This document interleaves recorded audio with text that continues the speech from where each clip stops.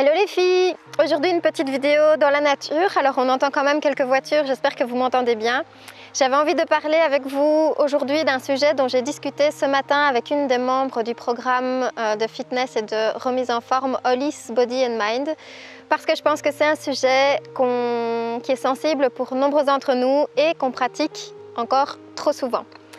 Se lancer à 300% dans un programme ou dans une cure ou dans un changement d'hygiène de vie et puis tout abandonner après.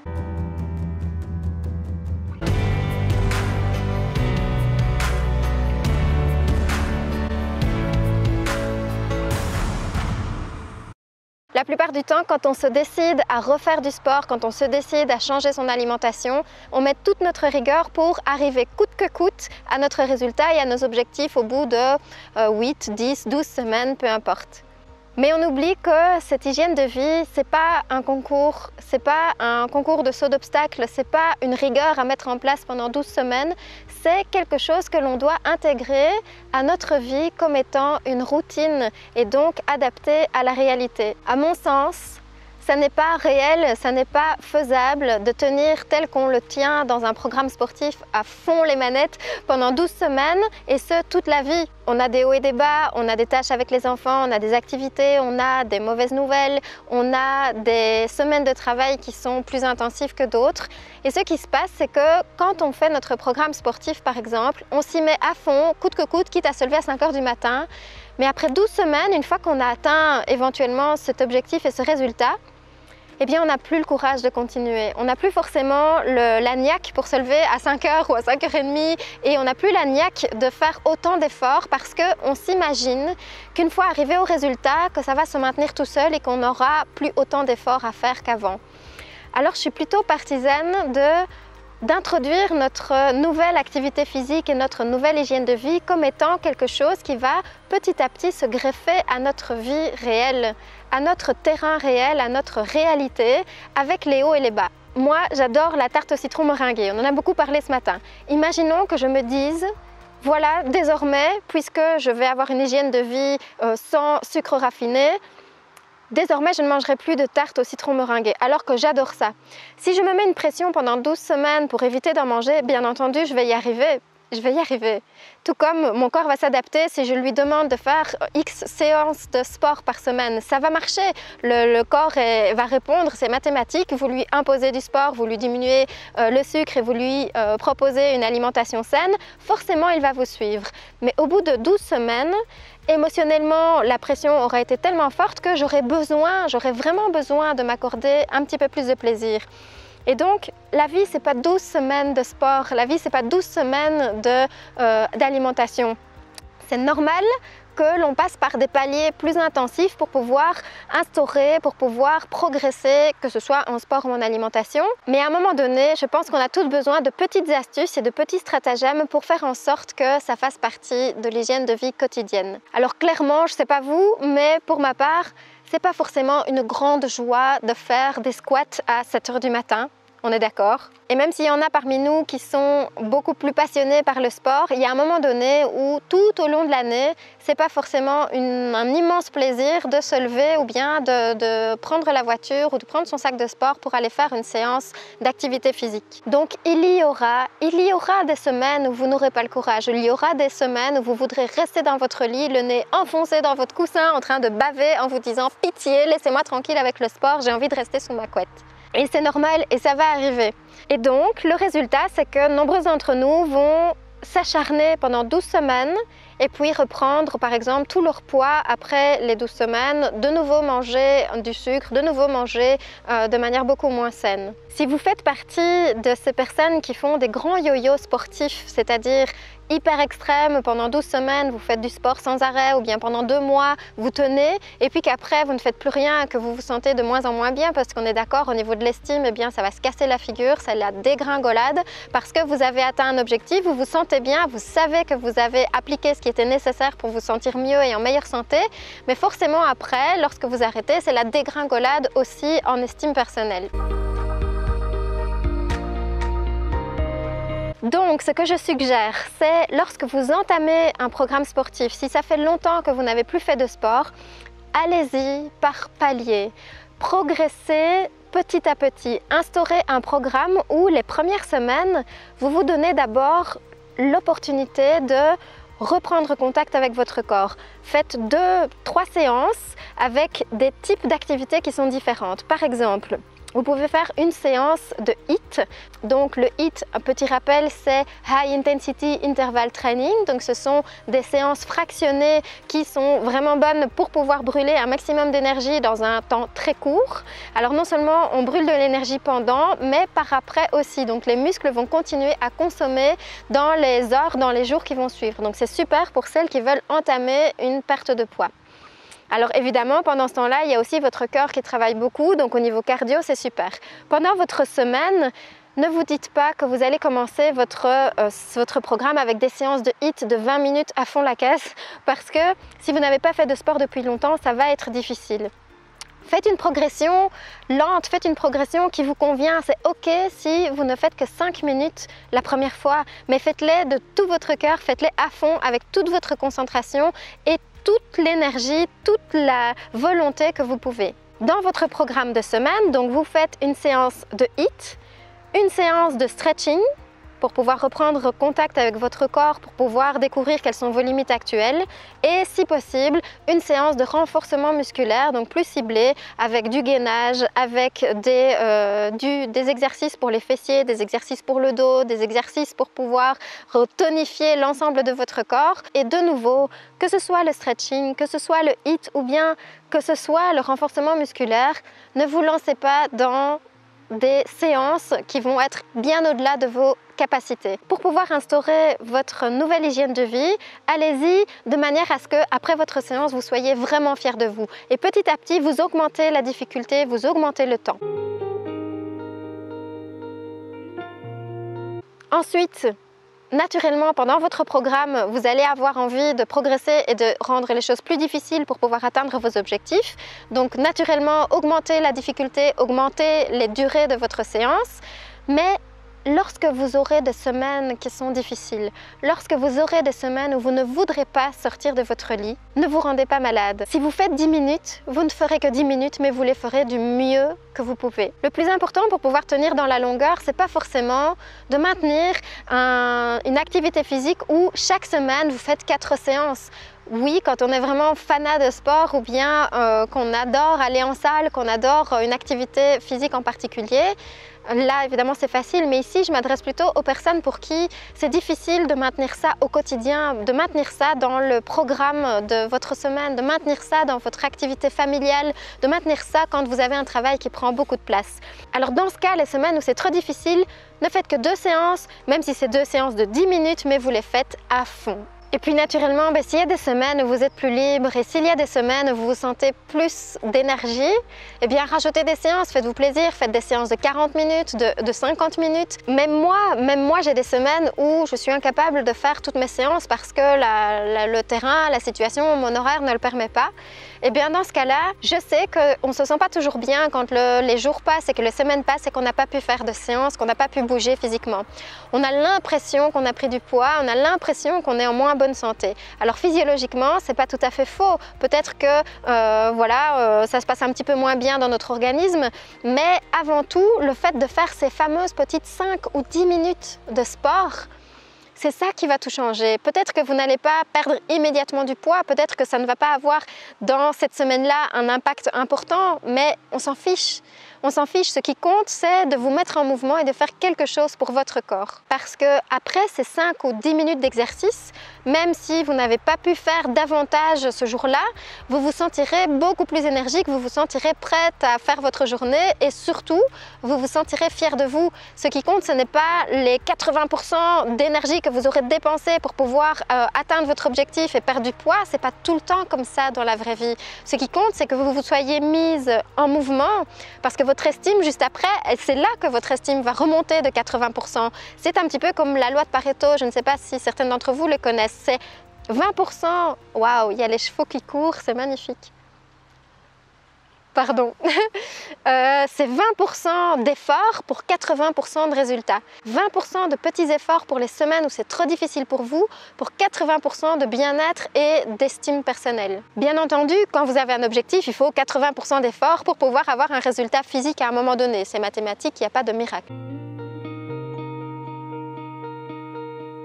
Mais là, on est en train de parler des moments où c'est difficile. On est en train de parler tout au long de l'année des semaines et des journées où vous ne voulez pas faire votre programme, vous ne voulez pas faire votre sport, vous ne voulez pas sortir de votre lit. Et bien dans ce cas-là, la petite astuce que j'ai aussi donnée dans le blog sur mon site, imposez-vous ces 5 petites minutes d'exercice sans réfléchir, en pré-mâchant au maximum votre terrain pour faire votre petite séance. Donc comment est-ce que moi je mets en œuvre ces moments où je sais que je veux faire une petite séance le lendemain matin mais que je vais probablement pas avoir l'énergie parce que c'est une semaine bien remplie ou une semaine avec des humeurs ou des émotions qui sont un peu difficiles. Je prépare mes baskets à l'avance, je prépare ma tenue à l'avance où je n'ai plus qu'à tendre le bras, mais vraiment, hein, je mets le tapis déjà en place et je prépare à l'avance les exercices ou la vidéo ou le support qui va me permettre de faire ces 5, 10 minutes, 15 minutes, peu importe selon la semaine, d'exercice. Et lorsque le réveil sonne, je n'appuie pas sur snooze, donc le fameux petit bouton qui fait qu'on répète 15 minutes plus tard et qu'on ne se lève pas. Je n'appuie pas sur repeat, rien du tout. Je décompte de 5 à 1 et à 1, je me lève et sans réfléchir, j'enfile mon short, j'enfile mes baskets, j'enfile mon t-shirt et je me mets sur le tapis. Alors ça, c'est vraiment le petit stratagème pour les jours où vous savez que vous ne parviendrez pas à faire votre séance, mais que vous voulez cette fameuse règle des 80-20. Vous voulez 80% d'estime personnelle pour 20 petits % d'effort. Cette petite astuce, elle vient de Mel Robbins qui a écrit un livre que peut-être plusieurs d'entre vous connaissent. C'est la règle des 5 secondes. Alors pourquoi ça marche dans les moments où on n'a pas le courage de faire quelque chose? C'est parce que lorsqu'on se dit « tiens, il faudrait que je fasse ma séance de sport, il faudrait que je fasse des exercices parce que je me sentirai mieux, parce que c'est bon pour la santé, parce que mon sang va circuler, parce que mon cœur ira mieux », on sait tout ça. Vous savez toutes exactement ce que vous devriez faire pour être en meilleure santé. C'est pas ça le problème ce jour-là, ni ces semaines-là dans l'année. Cette fameuse petite routine à instaurer tout au long de l'année, elle va être facile certaines semaines et d'autres semaines, elle ne sera pas facile du tout. Donc ce petit stratagème vient de Mel Robbins qui a écrit un livre sur le sujet, le lien est en barre d'infos. La raison pour laquelle ça fonctionne, c'est parce que, comme je disais, lorsqu'on a ces fameuses émotions ou qu'on réfléchit trop à ce qu'on devrait faire mais qu'on ne parvient pas à le mettre en place parce qu'on a 90% de nous-mêmes qui refusent de se lever, l'idée est de passer de l'émotion à l'action. Et pour pouvoir passer à l'action, on va activer la partie de notre cerveau qui nous permet d'être dans l'action justement, qui nous permet d'être dans l'application. Le fait de décompter de 5 à 1 et ce tout haut, j'insiste là-dessus, faites-le tout haut, ça a l'air idiot comme ça, mais ça marche vraiment bien. Vous êtes déjà sorti de votre pensée émotionnelle, vous êtes déjà sorti de oh, « il faudrait que, mais j'ai pas le courage, je suis si bien dans mon lit, etc. » Vous êtes déjà en train d'agir sur quelque chose puisque vous comptez. Et donc, c'est la partie de votre cerveau qui est en action, qui est activée. Et donc, lorsque vous faites 5, 4, 3, 2, 1, je me lève, vous vous extirpez du lit, vous vous décollez du lit sans réfléchir. La petite astuce, c'est vraiment ça, c'est de couper le flux, couper le tuyau qui vous empêche de vous lever parce que vous êtes déjà en train de réfléchir à vos émotions, etc., à ce dont vous n'avez pas envie. Pour cette petite astuce-là, vous allez cesser de réfléchir et vous offrir, même vous imposer et même vous propulser hors du lit, comme dit si bien Mel Robbins, pour faire vos 5 minutes, 10 minutes, 15 minutes. Le plus important, c'est de tout de suite mettre le pied sur le sol après le numéro 1, d'avoir préparé la veille ce que vous allez faire et ce dont vous avez besoin pour faire votre séance et de vous y mettre sans interruption. Pas de message, pas d'Instagram, pas ouvrir l'ordinateur, pas parler avec quelqu'un, vous vous y mettez tout de suite. Et une des choses qui est vraiment importante pour que ça fonctionne aussi, c'est de ne pas vous imposer quelque chose qui est au-delà de vos forces dans cette semaine qui est délicate. Ne vous imposez pas une séance de 40 minutes juste après ça, ça ne sert à rien. Imposez-vous, ok, forcez-vous à sortir du lit, ok, mais proposez-vous une séance qui va vous faire du bien et qui est réalisable, qui est plausible, qui est applicable. Et donc si c'est 10 minutes, c'est 10 minutes, mais faites-le à fond. Petit récapitulatif. Entrer dans un programme de sport, c'est super. À un moment donné, on a besoin d'amorcer la pompe et c'est nécessaire. C'est aussi vraiment utile d'être accompagné par quelqu'un et de savoir dans quel palier, dans quel rythme et dans quels exercices on va pouvoir progresser. Avoir un objectif et avoir de la rigueur, c'est super. Mais ce qu'on veut, c'est pas être des Wonder Woman pendant 12 semaines. Ce qu'on veut, c'est avoir une hygiène de vie à long terme. Ce qu'on souhaite, c'est avoir des astuces alimentation et des recettes qui sont réalisables au quotidien dans notre vie réelle. Pas de s'acharner à faire des recettes hyper saines qui vont prendre 45 minutes alors qu'on n'a que 20 minutes pour faire notre repas du soir. Donc, qu'est-ce qui est possible à implémenter dans votre quotidien? Qu'est-ce qui est possible à faire de manière réelle? Est-ce que, par exemple, une fois par semaine, le dimanche, vous pouvez vous proposer une super recette ou effectivement vous prendrez 40 minutes pour le réaliser? C'est OK. Et si pendant plusieurs semaines, vous arrivez à faire 4 séances de sport par semaine et que vous arrivez en plus à préparer des repas où vous aurez suffisamment de protéines, suffisamment d'éléments pour être en énergie dans votre séance de sport et pouvoir récupérer correctement après, c'est génial. Mais ce n'est pas génial si vous faites ça pendant 4 semaines et que vous êtes absolument parfaite et puis que tout s'écroule après 4 semaines. Donc, les petits stratagèmes que je vous ai proposés, c'est pour pouvoir avoir un petit bateau de secours dans les semaines où c'est difficile. Prenez la bouée, prenez la perche et ne vous démontez pas, ne vous flagellez pas si cette semaine-là vous n'arrivez pas à faire ce qu'il faut. Faites-le dans une toute petite mesure, faites-le dans une mesure qui va vous apporter 80% d'estime personnelle, même si vous ne faites que 20% d'efforts. Parce que lorsque vous vivez un moment difficile, je sais que vous êtes nombreuses dans le cas, vous m'envoyez des messages à ce sujet. Vous vous regardez dans le miroir et vous vous dites, mon Dieu, ça fait X jours, X semaines, X mois que j'ai plus fait d'activité sportive ou X années. Et vous vous sentez ce jour-là trop ronde, ultra nulle, ultra moche, vous ne vous sentez plus à l'aise dans l'intimité avec votre compagnon, vous ne vous sentez pas à l'aise pour mettre un maillot, aller à la plage, vous ne vous sentez pas à l'aise pour aller dans un lieu public avec un vêtement parce que vous vous sentez mal dans votre peau. La raison pour laquelle vous vous sentez mal dans votre peau, c'est pas seulement parce que vous ne faites pas de sport. Bien entendu, il y a l'amour de soi et l'estime personnelle de manière générale à travailler peut-être avec des personnes qui peuvent vous accompagner, mais c'est aussi parce que vous savez au fond de vous que vous n'avez pas fait de sport du tout. Mais si vous êtes déjà en mouvement, vous allez voir que le résultat de se mettre déjà quelques dizaines de minutes par semaine en mouvement, c'est suffisant pour le jour où vous ne vous sentez pas bien, le jour où vous sentez que vous êtes en dégringolade émotionnelle parce que vous vous sentez nulle et pas belle dans votre peau, si vous savez que vous avez fait de l'activité, que vous vous êtes mise en mouvement, que ça a circulé dans votre corps, tout de suite, dans les minutes qui vont suivre, devant le miroir, eh bien ça va passer.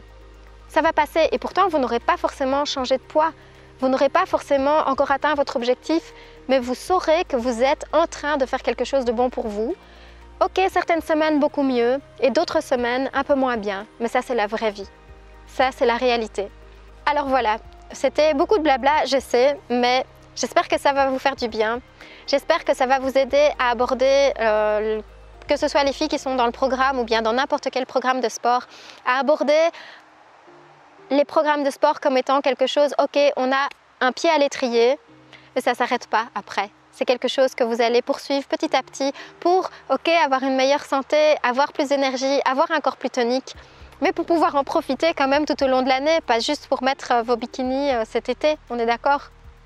Et donc j'espère que ça vous fera du bien. Vraiment, essayez cette petite astuce de vous instaurer ces 2 petites séances très courtes en vous obligeant à vous lever en comptant de 5 à 1, en ayant préparé ce qu'il faut avant et en vous limitant à ce qui est réalisable cette semaine-là. Vous ajoutez plus de temps, plus de séances lorsque vous aurez des semaines pleines d'énergie, pleines de « wouhou, je suis trop forte, ouais, fitness, machin », ok, mais on est d'accord qu'il y aura des moments difficiles et vous aurez des moments émotionnellement difficile. Peut-être que certaines d'entre vous vivent une maladie, peut-être que certaines d'entre vous vivent une épreuve familiale difficile, une séparation, un divorce, une perte de quelqu'un, une perte d'emploi.